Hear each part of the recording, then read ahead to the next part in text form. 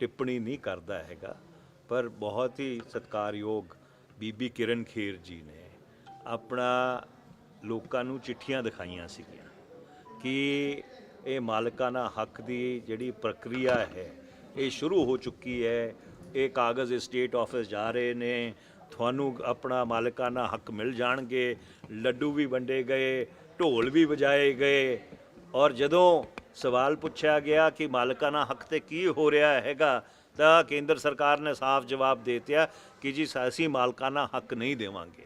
मैं बीजेपी तो पूछना चाहुंदा हैगा, तुसीं 2014 च वायदा किया लोक सभा की चोण 16 च तुसीं कॉरपोरेशन की चोण च वायदा किया, 19 तुसीं लोक सभा की चोण च वायदा किया, 21 तुसीं कॉरपोरेशन की चोण च वायदा किया, 24 च लोक सभा की चोण च वायदा किया, तो तुसीं वो वायदा पूरा क्यों नहीं करते हैगे?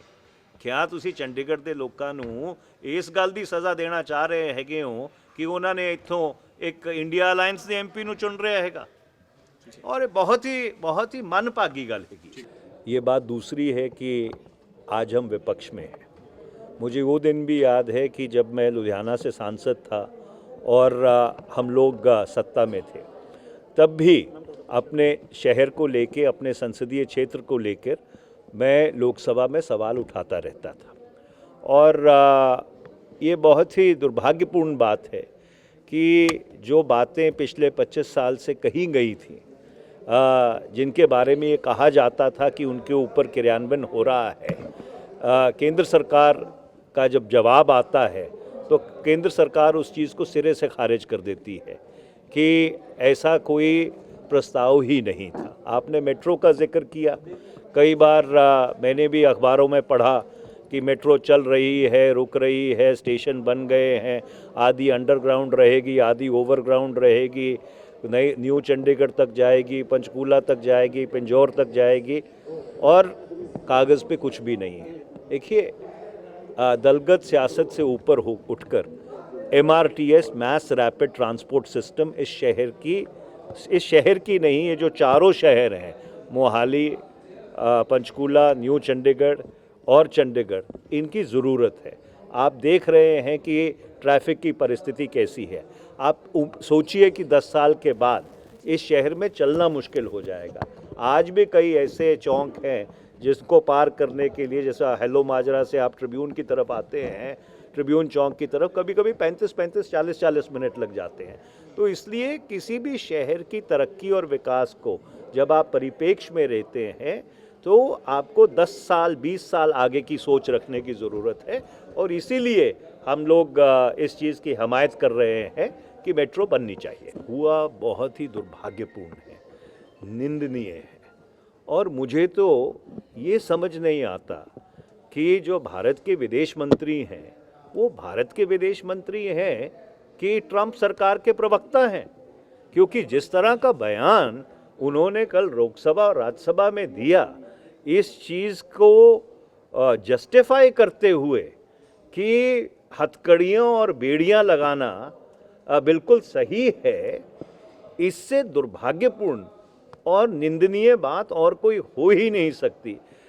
विदेश मंत्री के कल के बयान में एक शब्द निंदा का नहीं था कि जिस तरह से भारतीयों के साथ बिल्कुल दुर्व्यवहार किया गया, बुरा सलूक किया गया, ये तो ऐसा व्यतीत होता था जैसे अंग्रेज़ जो भारत के फ्रीडम फाइटर्स थे, जो भारत की आज़ादी की लड़ाई लड़ रहे थे, उनको हथकड़ियों और बेड़ियां लगाकर काले पानी लेके जाया करते थे। ठीक है, वो लोग कोई क्रिमिनल्स नहीं है, उनको यहाँ पे मौका नहीं मिलता है, आर्थिक मौका नहीं मिलता है, इसके लिए वो बाहर गए। ये बात सही है कि शायद वो अवैध तरीके से गए।